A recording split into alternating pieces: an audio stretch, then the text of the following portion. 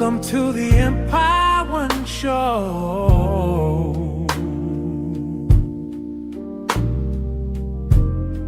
where knowledge meets action.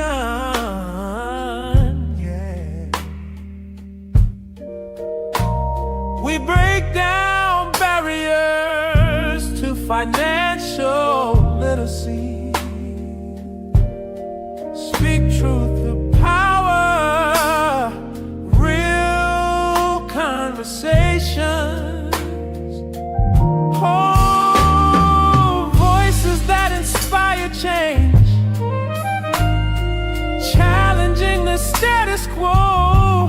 Tools for building wealth, taking control. Your future starts right now. This is the Empire Winning Show.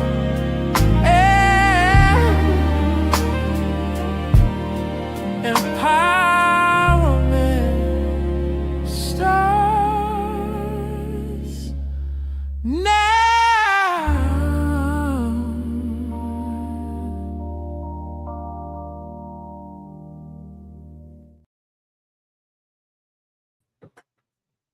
Good afternoon, and welcome to the Empowerment Show. My name is Kendall Stevenson, and it's somewhere around about 5 o'clock. This evening, I got some things I want to bring out, a little bit of African history, and I'm talking about African history. They built African literacy to tell people our beginnings, our true beginnings, prior to colonization, prior to Christianity, prior to Muslims, but prior to so many other people naming us, telling us who we are, how we should live, how we should be. So right now, I'm very happy to talk about my brother in Burkina Faso, and I'm grateful to have him here. He's helping to bring Africa back as one, Pan-Africa. He's working with people in Ghana, Niger. I think everybody's kind of starting to understand the story that Africa wants to be independent. It wants to be its own one country. Hopefully that things will happen that way. I truly hope that they do. But this afternoon, what I wanted to bring to you was to talk about our beginnings and how we got to be where we started from. Again, as I said, pre-Christianity and pre-Islam and colonialism. So sit back and take this little trip through history with me and check it out. Long before the name Africa echoed across the maps of the world, this land was already ancient. It had breathed life into the world, danced with the stars, whispered wisdom through its trees, and walked proudly with the rhythm of a timeless spirit. It was not Africa, not yet. It was Alkebulan, the mother of mankind. It was Tamari, the beloved land. It was Kemet, Kush, Punt, Ethiopia, and 1,000 other names spoken in 1,000 ancient tongues. This is the story of that land. Before it was renamed, before it was forgotten, before it was divided. This is the real story of Africa. In the beginning there was land.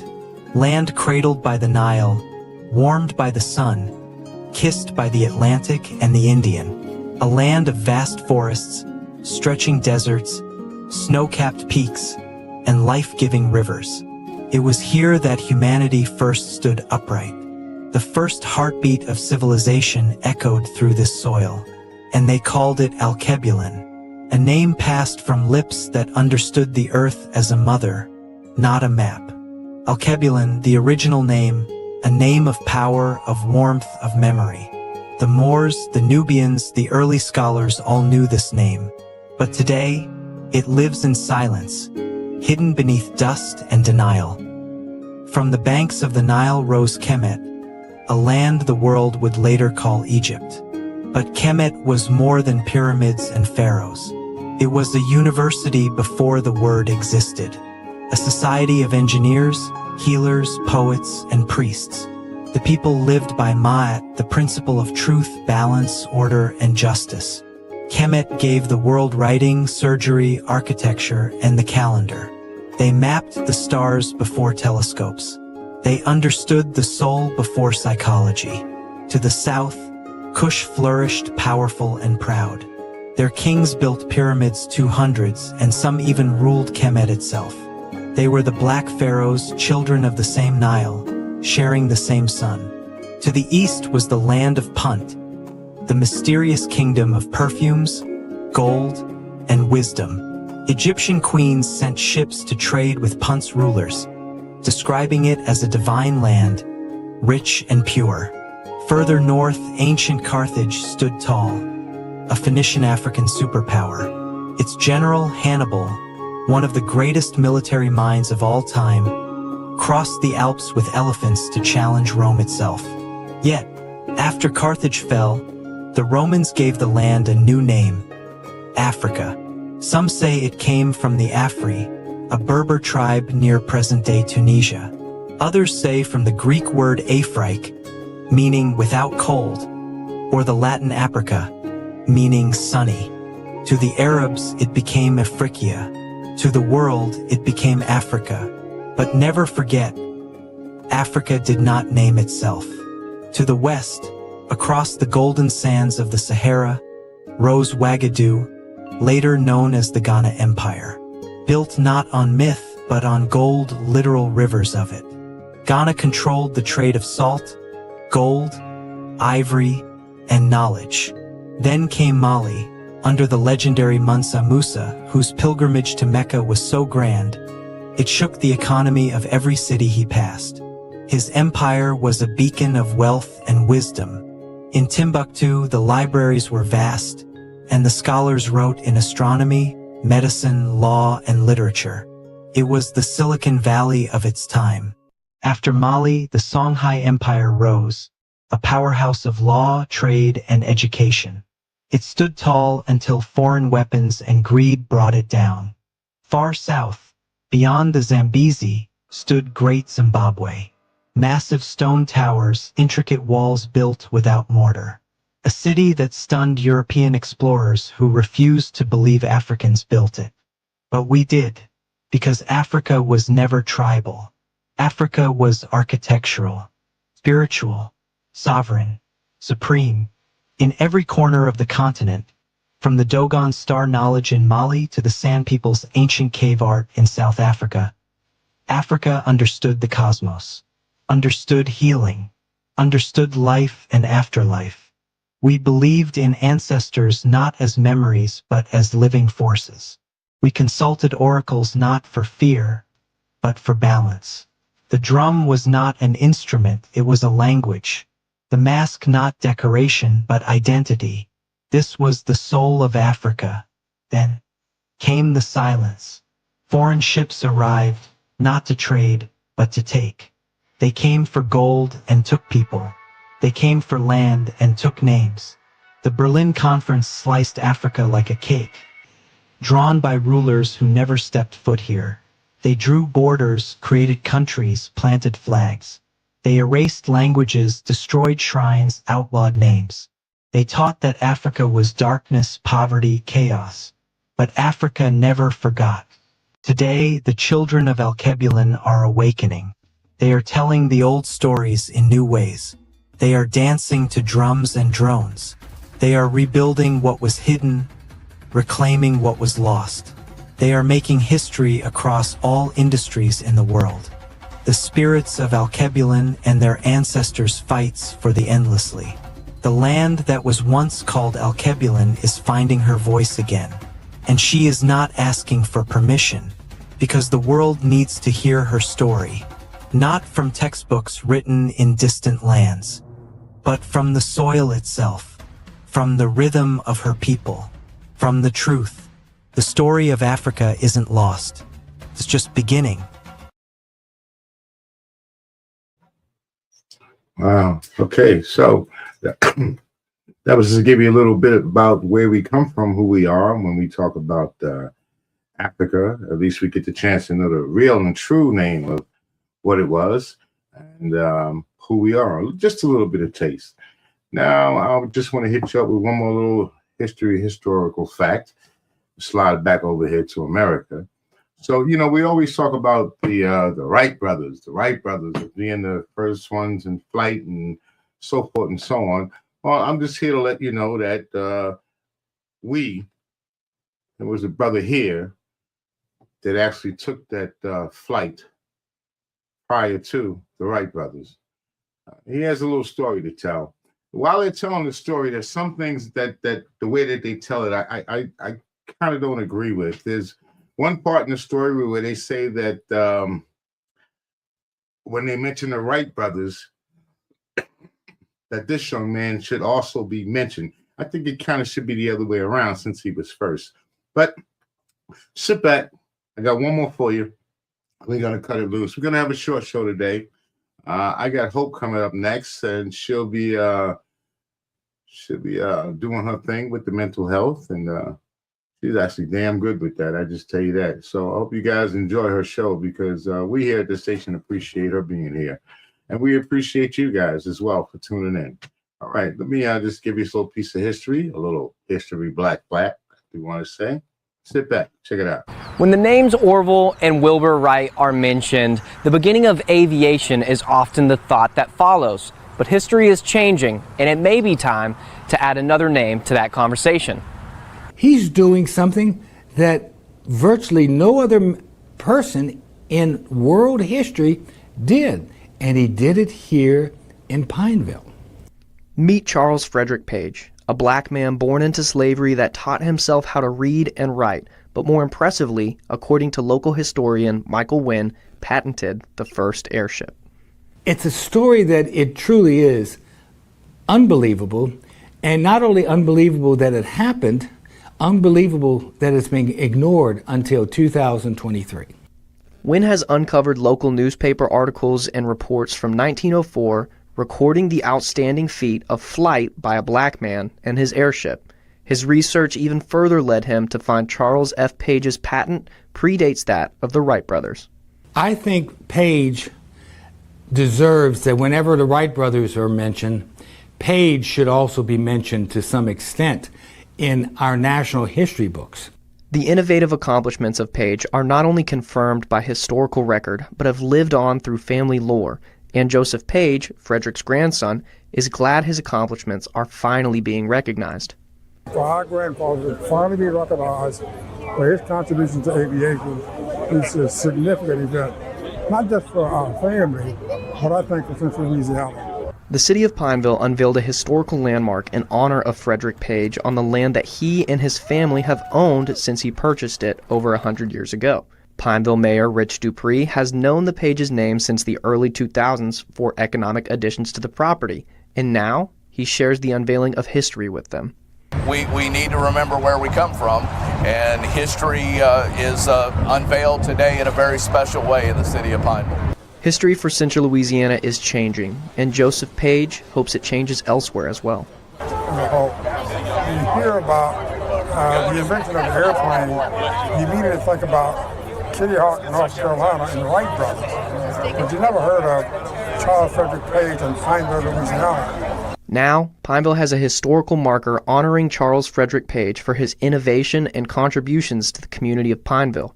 As for the airship Page patented in 1906, there is no surviving model because as Page was sending his model to St. Louis for a world convention, Wynn says it was presumably destroyed. It was shipped, and something happened. Now, due to the Jim Crow prejudice of that time, we firmly believe that it was stolen and destroyed. Yeah, it probably was stolen and probably was destroyed. I can't say that for sure. It's just like they can't say it for sure. But given the times and the climate of the times, I believe it was. But as I was saying earlier, to me, if you just say Page and correct the history books, Page, then the Wright brothers should be mentioned when you mention the name Page. You know, I mean, I understand. Look, it's kind of like this, man. If I was the first person that invented a bike and the next person behind me invented a bike, then why should they talk about the person behind me that invented the bike? even though for a long time they've given all of this credit to the other people. So, give the true credit. Put them out there. Put them in the history books. Change the history books. Let's see if they'll do that and actually say that this brother was the first to take flight prior to the Wright brothers. All right, I got one more little thing I want to show you guys. And this one really had me laughing a little bit. But I got to give a little props to this young lady here. Here we go. A doctor's calling. A company's mission. United for a greater good. When Edmark International, the pioneers of wellness, joined forces with Dr. LaJoyce Brookshire, naturopath, the world gained a new weapon in the fight for true health. Co-created, science-backed, nature-powered. This isn't just a product. This is a movement. Born from decades of groundbreaking research, naturopathic mastery, and Edmark's relentless innovation. The body wants to heal itself, and we have just given it the ultimate toolkit. A detox unlike any other. A partnership unlike any other. The future of health starts now.